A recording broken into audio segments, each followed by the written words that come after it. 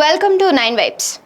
అక్కడ ముగ్గురు అదే లోక్సభ స్థానంలో గతంలో ఎంపీగా పనిచేసిన అనుభవం కలిగిన నేతలు, ప్రతి అంగుళం భూమిపై నాయకులపై ఒక అవగాహన ఉన్న నేతలు. మరి ఈసారి విజయం ఎవరిని వరిస్తోంది? పైగా రిజర్వ్ సీట్ కావడం, పోటాపోటీగా ప్రచారం సాగడంతో ఎవరిది గెలుపు అనేది ఊహలకు అందటం లేదట. ఆ స్థానం ఏదో కాస్త చూద్దాం పదండి. మహబూబాబాద్ పార్లమెంట్ నియోజకవర్గానికి జరుగుతున్న ఎన్నికల్లో ముగ్గురు పార్లమెంట్ మెంబర్ల మధ్య ముక్కొనుపు పోటీ కొనసాగుతున్నది. ఒకరు సిట్టింగ్ ఎంపీ కాగా మరో ఇద్దరు అదే నియోజకవర్గానికి చెందిన మాజీ ఎంపీలు కావడంతో ఇక్కడ పోటీ రసవత్తరంగా సాగుతుంది.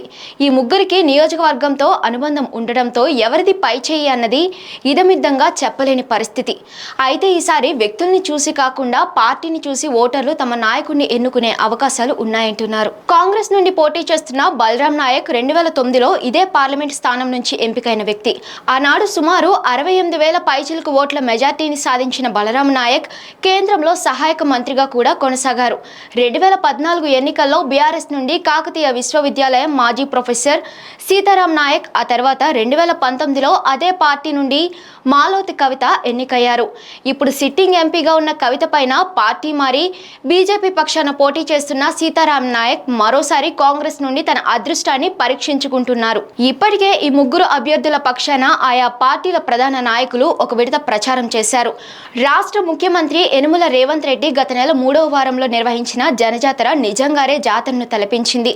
మానుకోట మొదటి నుంచి కాంగ్రెస్ కు కంచుకోటే కాబట్టి కోటను మరోసారి స్వాధీనం చేసుకోవాలని స్థానిక నేతలను ఆయన ఉత్సాహపరిచారు.